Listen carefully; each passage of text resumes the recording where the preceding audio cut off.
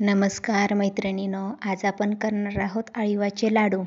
आता थंडीचे दिवस सुरू झालेले आहेत, तर हे अळीवाचे लाडू ना आपल्याला स्त्रियांसाठी खूप पौष्टिक असतात. मी ना प्रत्येक वर्षी करते, तर खूप छान होतात आणि चवीला पण छान लागतात आणि आपल्या शरीरासाठी पौष्टिक आहे म्हणून काही काही जणींना हे लाडू आवडत नाहीत, पण त्यांनी ना शरीराला पौष्टिक आहेत म्हणून नक्की खावे.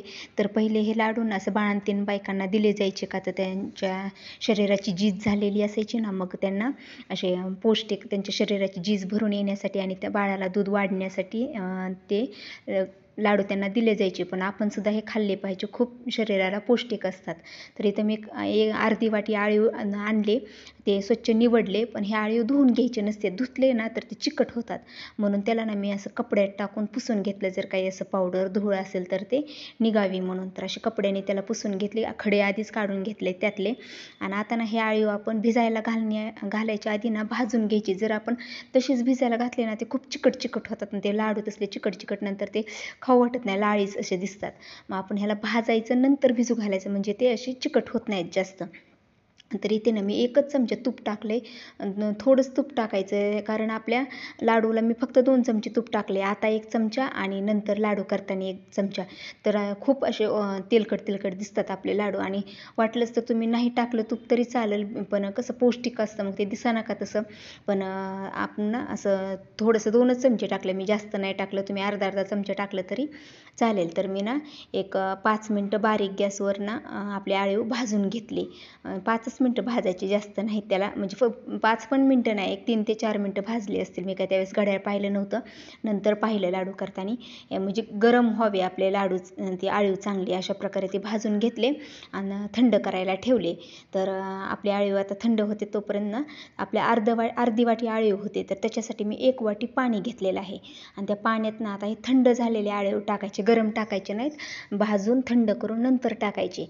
तर 1 वाटी पाणी आणि अर्धी वाटी आळीव, परफेक्ट प्रमाणे हे तुम्ही लक्षात ठेवा. आणि हे आळीव ना आता ह्याच्यात पाण्यात टाकून मिक्स करून ह्याला ना झाकून ठेवायचं एक अर्धा-पाऊण तास. मी ना ह्याला पाऊण तास ठेवला असं झाकून. तर तुम्ही पाहू शकता तोपर्यंत मी गूळ ते खिसून घेतलं, नारळ खिसून घेतला, ती बाकीची तयारी करून घेतली. आपले हे नारळ फोडून खिसून घेतला, ओला नारळ. तोपर्यंत आपले आळीव चांगले भिजलेले आहेत, तुम्ही पाहू शकता पाऊण तासात.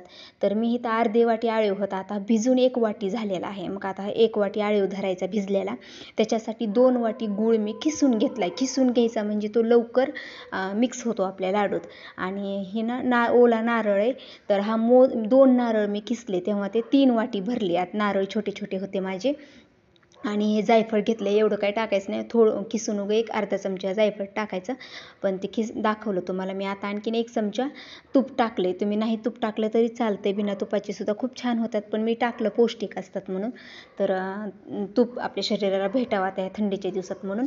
तर आता ना तुपावर ना फुल गॅसवर एक 30 किंवा 40 सेकंद आपले हे सुरुवातीला असा परतून घ्यायचा तुपात.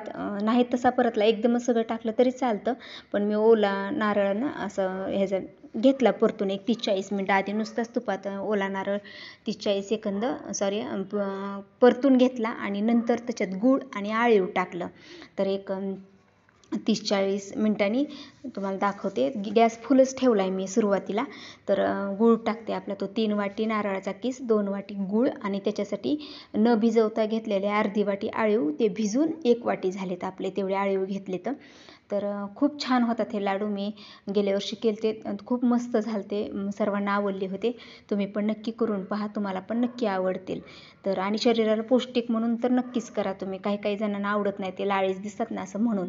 पण थंडीच्या दिवसात खरंच त्याची उष्णता असते, आपल्या शरीराला ना उष्णता भेटली पाहिजे, म्हणून त्यासाठी आपण वरून गरम कपडे घालू शकतो, पण शरीराला आतून आपल्या उष्णता भेटत नाही ना, मग त्यासाठी असे पदार्थ गूळ, तूप किंवा आळीवाचे लाडू, जवसाचे लाडू, उडदाच्या डाळीचे लाडू, असे पदार्थ खाल्ले पाहिजेत.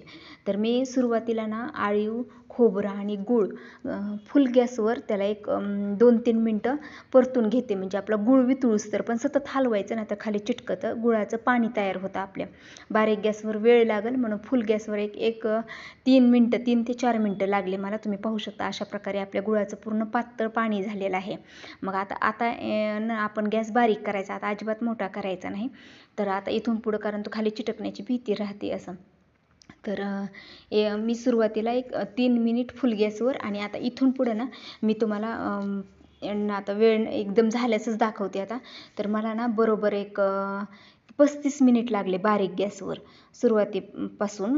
35 मिनिट, आणि बारीक गॅसवर ना एक 32 मिनिट, कारण फुल गॅसवर मी 3 मिनटं परतलं होतं, आणि नंतर असं सर्व मिळून मला 35 मिनिट लागले बरोबर. मिश्रण एकदम असं त्यातलं पाणी गुळाचं आटून त्याचा गोळा तयार होण्यासारखा. तर मी तुम्हाला आता शेवटलाच दाखवते सर्व झाल्यानंतर, कारण मला दुसरी पण कामं होती म्हणून मी सारखं तुम्हाला वेळ आणि ती दाखवू शकले नाही. तर तुम्ही पाहू शकता आता ना आपल्या ह्याच्यातलं पाणी आटले. आणखीन गॅस थोडासा बारीकच आहे, मी आता गॅस बंद करते, म्हणजे त्याचं पाणी पूर्ण आपलं आटलं आहे. पण तुम्हाला जर वाटलं थोडंसं ओलसर आहे तर तुम्ही आणखीन थोडे एक 2-3 मिनटं हे करू शकता, परतू शकता. पण मी गरम कढईतच थोड्या वेळ ठेवते, म्हणजे ते होईल, जरा ओलसर आहे ते जरा कोरडं होईल थोडंसं.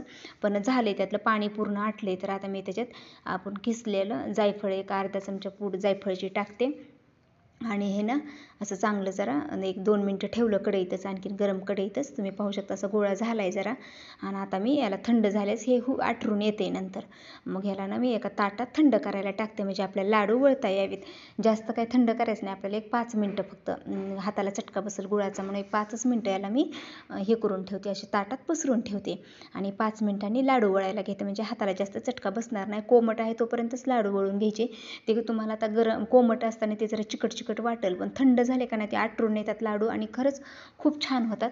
आता मला वेळ नव्हता तितका, व्हिडिओ अपलोड करायला उशीर झाला होता आधीच, म्हणून मी तुम्हाला नाही तर थंड करून दाखवणार होते नंतर.